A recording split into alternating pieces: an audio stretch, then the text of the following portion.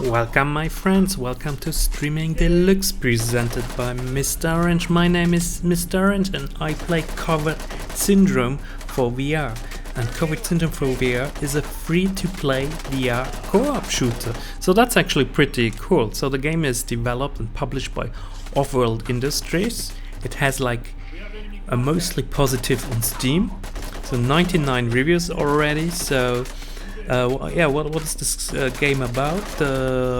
On the Steam page you can read Covert Syndrome is a free-to-play co-op corridor shooter with a focus on unscripted AI and fast tough combat. Created as a prototyping project, we wanted to release it to the community so people can experience co-op VR for free.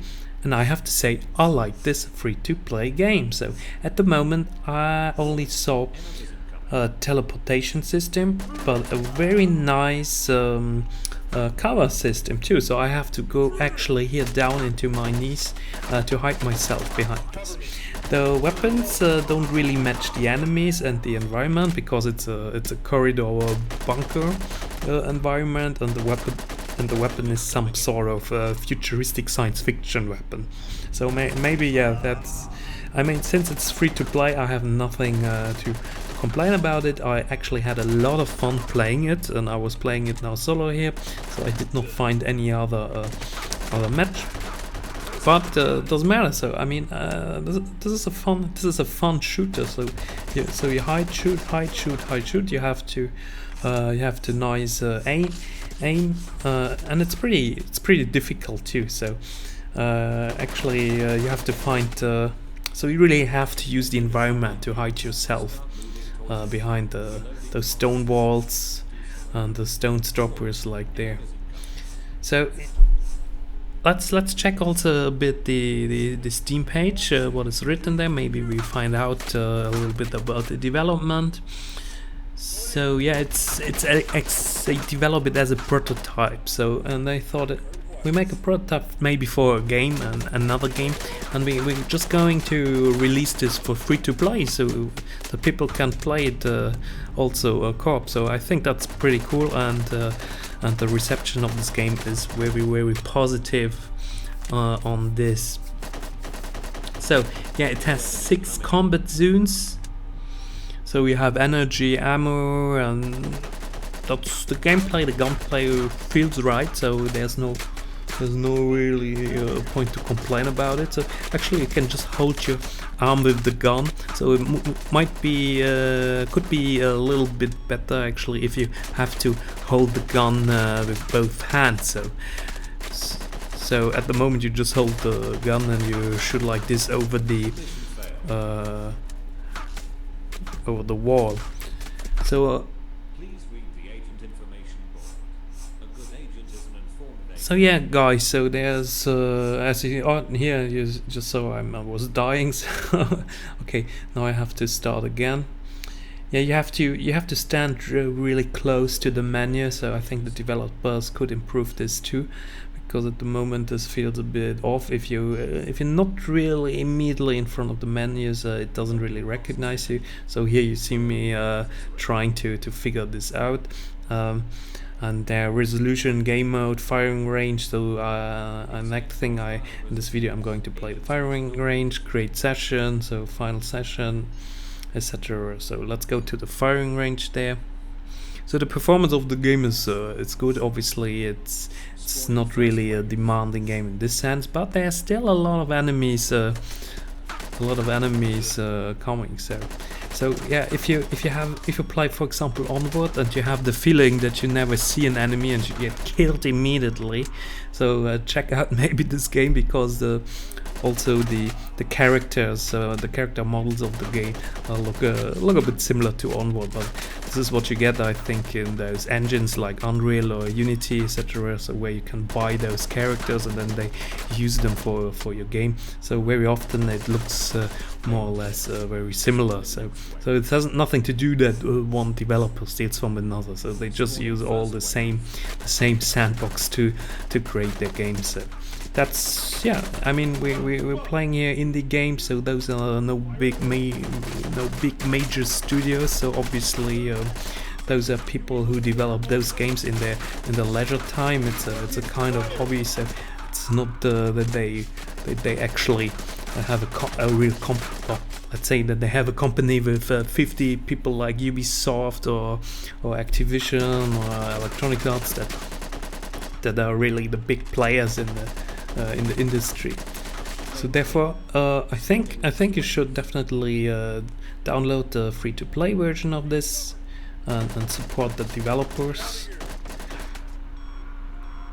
that they might have the motivation to bring up a full-scale game with this, because this corridor, so this bunker system looks pretty cool.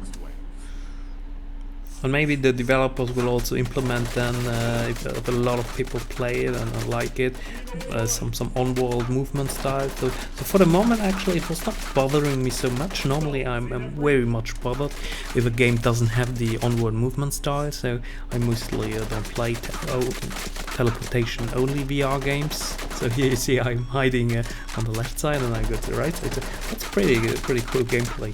I mean, imagine this having this in a non-VR game. Actually, I remember when this in the non-VR games, so in the classical shooter games, this was being implemented, that when you hide behind some object, that the gun is going out a little bit, and then you can shoot, but you still hidden. So this was implemented as something really new and great. So, and here you see it's just so natural to hide. So oh yeah, I died again. So it's pretty difficult. So the science fiction weapon, yeah, the science fiction weapon could look a bit better. It's also a little bit blurry. You don't see it actually now in this video, because in 2D the resolution is then it just feels normal. But of course, if you play this then on your Vive, and also with the not so good resolution of your head-mounted display, the game might get a little bit blurry, but not in the bad sense. So it's still playable. It's not annoying. Not like Fallout 4 VR in the beginning when they forgot the patch. Bethesda really messed this up, so this was kind of funny. So yeah, you see now this round I'm like the badass. What you don't see here is that I'm actually looking, that I'm really aiming well. So it looks like I'm just shooting from the right side. So I'm left. The camera is left of the on the left side of the gun, but I'm actually really aiming precisely. So that's it's very difficult to bring this from the VR immersive experience, bring it over to a 2D video. So actually you should watch a gameplay video like this also with a head-mounted display, standing kind of following me or standing next to me, like in Hellblade: Senua's Sacrifice, for example, where you stand behind the character. Then you could really get the immersion that around you is this world that you really in the center, in the middle of it. So yeah, you see, I recall a pretty nice long video for a free-to-play VR game. So that's very rare, because there's so massively a lot of VR indie games, and a lot of them are very bad. So you know it yourself if you know VR games. So, but there's also a couple of games that are impressive, like Onward, Pavlov, and this is okay. That's an okay experience for free. So I kind of like it. So, yeah, people on Steam write stuff like others have said, it's a well-made free co-op shooter. You have no reason not to download and try it. So yeah, I definitely say this too. Another person says, love the graphics, sadly couldn't find another player to do co-op for a free game. It's very well done. I couldn't stop thinking, with a little more story this could be a full game. I finished the mission alone and it was pretty enjoyable, ducking to take cover, backtracking to get a better position, free and fun, although short, still well worth it. Another person writes, I really like this game. Oddly enough, I use it for snap shooting practice during my downtime when I'm not at this people field playing or coaching. Yeah, that's kind of fun. So he uses to train. Nice game. Only bad thing is it's very easy to cheat by just moving into a wall, but apart from that, there's pretty much nothing else that is really wrong with it. Really fun co-op shooter for a free game. How about a left-handed mode? Yeah, lefties have it kind of difficult in VR, though a lot of games are not so, let's say, non-discriminatory. This is fantastic. My son and I had a blast. Another person negatives writes, pretty boring tunnel shooter, AI doesn't flank, download it and give it a whirl if you're new to VR. If you're new to VR, you should definitely download and play the game. So some other person writes, they claim it to support Oculus Rift, but it's rather difficult to move around and do anything. The control settings are set up for the Vive and seems poorly optimized for the Rift. I don't know, I don't have a Rift, I can't check this now, so read a little bit more on the reviews and maybe ask the support of the developers if you have a Rift. Then another person, I'm surprised by the overall quality, so yeah, a lot of people actually like this game.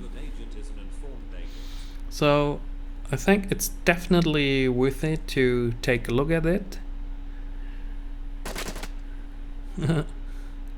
Yeah, take a look at this game, so it's definitely worth it, and I'm leaving you here. Thank you very much for watching. If you like my video, write a commentary or give me a subscription. I am very thrilled about this, so thank you guys, have a great day.